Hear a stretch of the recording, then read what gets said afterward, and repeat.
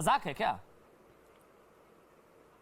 अमन जी, मैं ये याद दिलाना चाहता हूँ आपके चैनल के माध्यम से 1993 में जब बाबरी मस्जिद का विध्वंस हुआ था, तब 3 राज्यों में राष्ट्रपति शासन घोषित किया गया था और बीजेपी शासित 3 राज्य उत्तर प्रदेश, राजस्थान और मध्य प्रदेश में सरकार बर्खास्त की गई थी। आज जो पश्चिम बंगाल में हुआ है, मैं आज अपने आप से सवाल पूछना चाहता हूँ और सारे आपके दर्शकों से सवाल पूछना चाहता हूँ, क्या मानवता शर्मसार नहीं हुई आज? सवाल ये नहीं है कि वहां पे हिंदू मरा है कि मुस्लिम मरा है, सवाल ये है कि वहां पे आज मानवता का दमन हुआ है। और अमन जी, आप हालत समझिए पश्चिम बंगाल की हालत क्या है।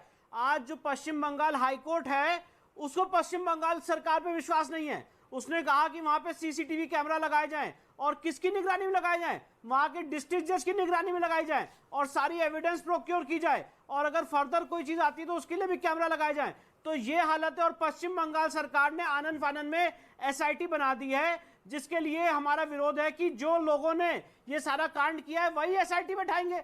मतलब जज भी आप हैं, जूरी भी आप हैं, प्रोसिक्यूटर भी आप हैं।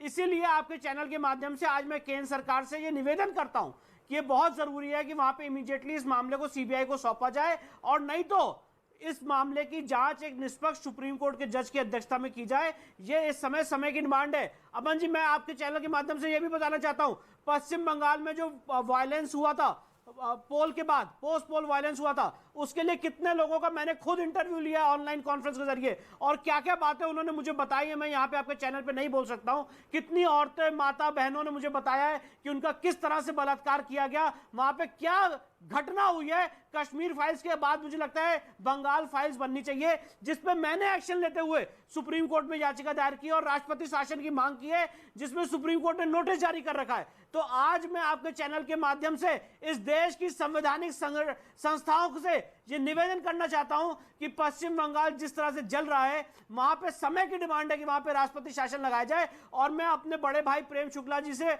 बड़े आदर से कहना चाहता हूं कि लोकतंत्र उनके लिए होता है जो लोकतंत्र पे विश्वास करते हैं। जिन्होंने लोकतंत्र का मर्डर किया है उनके लिए लोकतंत्र नहीं होता है। और इसीलिए आदरणीय मोदी जी से और बीजेपी से ये उम्मीद है कि वहां पे इमीडिएटली राष्ट्रपति शासन लगाया जाए। बराबर गवर्नर ट्वीट कर रहे हैं, आर्टिकल 356 ये इजाजत देता है कि वहां पे आप राष्ट्रपति शासन लगा सकते हैं। सरकार या कमीशन की जजमेंट है सुप्रीम कोर्ट की जो कहती है कि वहां पे आप पैरामिलिट्री फोर्स भेज सकते हैं। और इस समय जरूरत है बंगाल को कि वहां पे टोटल स्टेट मशीनरी फेल हो चुकी है, इसलिए वहां पे पैरामिलिट्री फोर्स केंद्र सरकार को इमीडिएटली लगानी चाहिए। और जिस तरह से वहां पे असामाजिक तत्व घुस आए उनको रोकना चाहिए और पश्चिम बंगाल के लोगों की जान और माल की रक्षा करनी चाहिए। दिलीप घोष, किस चीज का वेट कर रहे हैं आप लोग?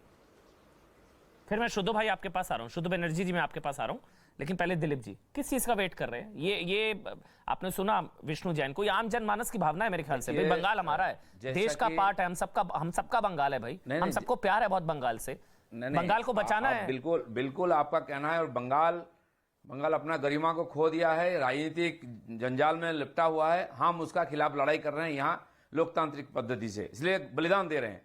लेकिन जैसा कि शुक्ला जी ने बताया है, एक मर्यादा है, संविधान के दायरे में करना पड़ता है और वो समय पर जरूर होगा, हमें भी उम्मीद है। नहीं तो कहां जाएंगे हम? इसी व्यवस्था के अंदर रह के हमको परिवर्तन करना है। लड़ाई इसमें हम लोग कोर्ट में भी लड़ रहे हैं, हम मैदान में भी लड़ रहे हैं। सीबीआई इंक्वायरी चल रही पोस्ट पोल वायलेंस में। आज भी हमारे सैकड़ों कार्यकर्ता घर में घुस नहीं पा रहे हैं, घर से बेघर है, उनका प्रॉपर्टी जला दिया गया, महिलाओं के साथ अत्याचार हुआ है।